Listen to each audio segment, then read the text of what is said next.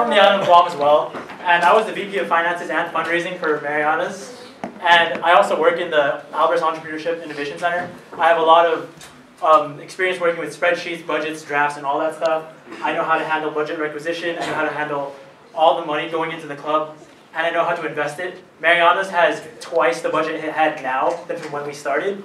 So I hope I can do that with UFC. And yeah, I hope I get your vote. Thanks.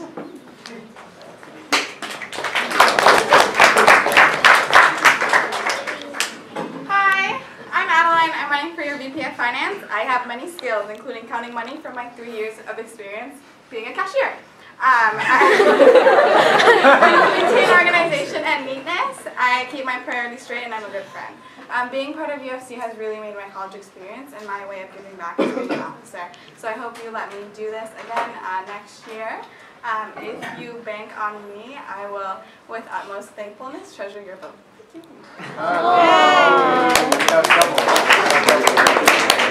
So deadlines will be your worst enemy when you become VP of Finance. There are reimbursements to be turned in, budgets to update, numbers to crunch, spreadsheets to make, and money to collect.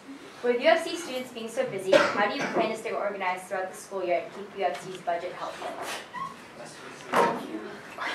I agree, budgets and deadlines are a huge thing. With Mariana's, we're a really, really small club, and even then, it's hard to meet our deadlines. But working with the people, the chairs, and the other officers to make sure those deadlines get through, make sure what we're communicating to the club members goes through and to the people across.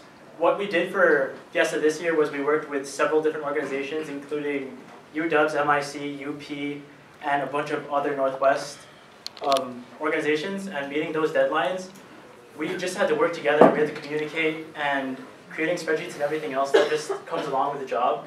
So it shouldn't be too much of a worry. What the worry is making sure you know how to delegate the duties and make sure you know how the money gets there and what you can do with it. Yeah, so you said a lot. That I agree with, sorry.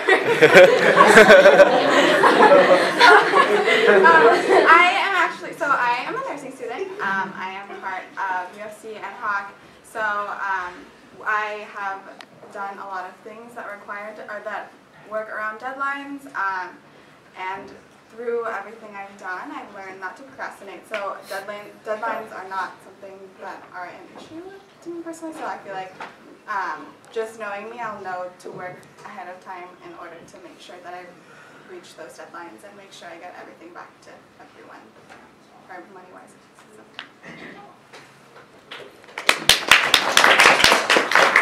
I have a question from John and Jesse. Give an example of a time when you made a mistake because you did not listen well to what someone had to say. Hi. You want to go first? I have to think first.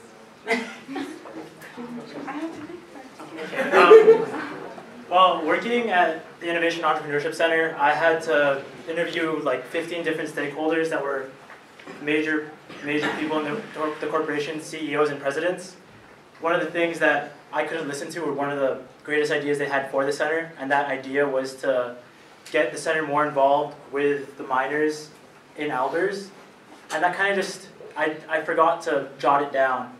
And missing out on something like that is huge, because even though it's something so small, it's like a lollipop moment. If we reach into our community, in our school community, more, we can change the lives of those people. And in the center, a lot of you guys don't even know what the center is, and that kind of proves it. And I feel like if we invested more in the students here rather than reaching out to the community, the greater Seattle community, we can change more of our students' lives, and I really dropped the ball on that one. And to change that, it's just slowing down and stopping to smell the roses. Yeah. Can you repeat the question, please? Yes. Hold on.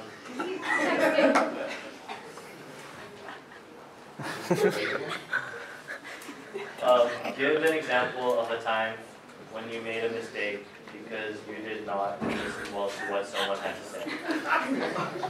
Okay, so honestly, I cannot think of a really good example right now. The closest thing I can think of is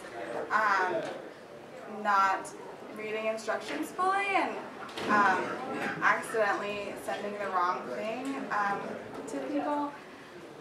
because I like to think that I listen well and read well for the most part. So that's all I have. And we have a question from Guina. And Abby combined, I think. Two officers approached you about an event for the same weekend that both cost money. How would you handle that situation?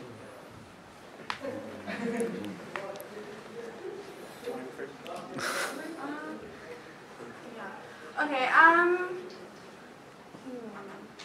I think I would weigh the pros and cons of both, and see which one is more beneficial for the club. And if it were the case that they were both equally as beneficial, I don't see what would be so wrong with hosting both. Not necessarily if we have enough members to go to each event and enough officers to spread within each event. But for the most part, I think I would first just see which one is better for the club and which would help us better financially. Going off that, I agree, and it really depends on what the events are and how they fit into our culture and how it impacts society and the general reality of the Seattle University community. And the number one thing I would do is I would ask the other officers and see what they think, what events they would want to do, or ask the club members themselves, what would they be more invested in? Because this club isn't just about my decision, if I get elected officer, but it's about everyone's decision, and I want to fund what you guys want, not just what I think is best.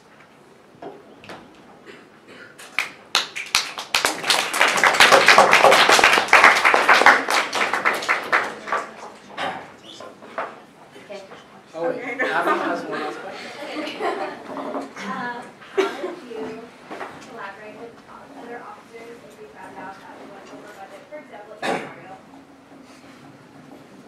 I would pair with a fundraising chair to compensate with whatever we went over, because fundraising is our main thing, and if we spend too much, then gotta make up that much, I guess. But I would also make sure that wouldn't happen again next time with stricter budgets. It's definitely the same thing for me. For Mariana's this year, the budget was really tight just because we weren't left with much in the beginning of the year, and we had to fundraise for most of what we had. And it was great having a lot of volunteers, but the budget problem, we would have to sit with our fundraising chair, but I was both. It was kind of difficult. And I kind of sat down with Christine as our community service chair, and what we did was look for more events for us to get involved with and how we could bring that budget up to par. Because at the beginning of the year, we didn't even have the budget to put on a fiesta. And that's one of the bigger hurdles that we had. It's not even that we couldn't go over budgets, we couldn't have a budget to work with. And working with your officers is a great way to get good ideas.